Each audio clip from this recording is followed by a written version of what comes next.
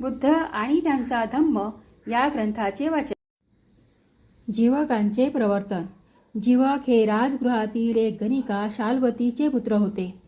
अनौरस संततीमुळे जन्मानंतर ताबडतोब त्यांना एका टोपलीत ठेवून एका कचऱ्याच्या ढिगावर फेकून देण्यात आले होते. अनेक लोक त्या कचऱ्याच्या ढिगावर टाकून दिलेल्या बाळाकडे पाहत असत. त्यावेळेस राजकुमार अभय तेथून जात होते. त्यांनी तेथील जमलेल्या लोकांस विचारले. लोकांनी म्हटले, ते जीवित आहे. म्हणून त्या मुलास जीवक असे नाव मिळाले. अभयांनी त्या बाळास दत्तक घेतले आणि त्याचे पालनपोषण केले. जीवक मोठे झाल्यावर आपण कसे मरणाच्या स्थितीतून सुखरूप बचावलो हे त्यांना कळले आणि इतरांना देखील अशा प्रकारे वाचविण्याची करुणा भावना, तीव्र इच्छा त्यांच्या मनात निर्माण झाली. म्हणून राजपुत्र अभय यांना न कळविता आणि त्यांची संमती न घेता जीवक तक्षशिला विद्यापीठात पोचले आणि तेथे राहून त्यांनी 7 वर्ष वैद्यकीय शास्त्राचा अभ्यास केला.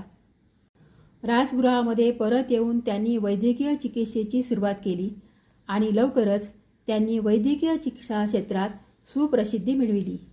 पहिली रुग्ण महिला ही साकेत येथील श्रीमंत शेठजीची पत्नी होती. तिच्यावरील वैद्यकीय उपचार यशस्वी होऊन त्या महिलेस बरे वाटू लागल्यावर जीवकाला त्यांच्या वैद्यकीय सेवेचा मोबदला म्हणून 16 सहस्र कारशापण, 1 दास, 1 दासी आणि घोडे आणि सोबत घोडागाडी मिळाली. जीवकाचे महात्म्य आणि योग्यता जाणून अभयांनी त्यांना आपल्याबरोबरच आपल्या महालात राहू दिले. राजगृह नगरीतच राजा बिंबिसारांना अतितीव्र वेदनादायक महाभयंकर भगंदर रोगापासून मुक्त केले. असे म्हटले जाते की राजा बिंबिसारांना रोगमुक्त केल्यामुळे बिंबिसार राजांच्या 5 सहस्र राण्यांनी प्रसन्नतेने आपले सर्व अलंकार दागदागिने जीवकास बहाल केले.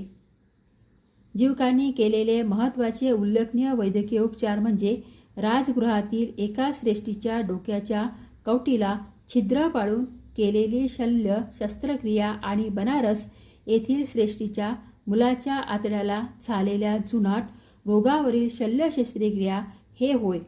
राजा आणि राजस्त्रिया यांचे राजवैद्य म्हणून जीवकाची नेमणूक झाली होती.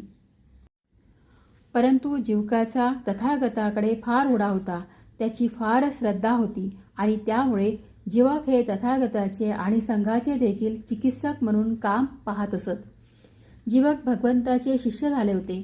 रोग्याची व जखमींची चिकित्सा व सेवा करण्यास त्यांना मोकळा वेळ मिळावा म्हणून तथागतांनी त्यांना भिक्खू केले नाही.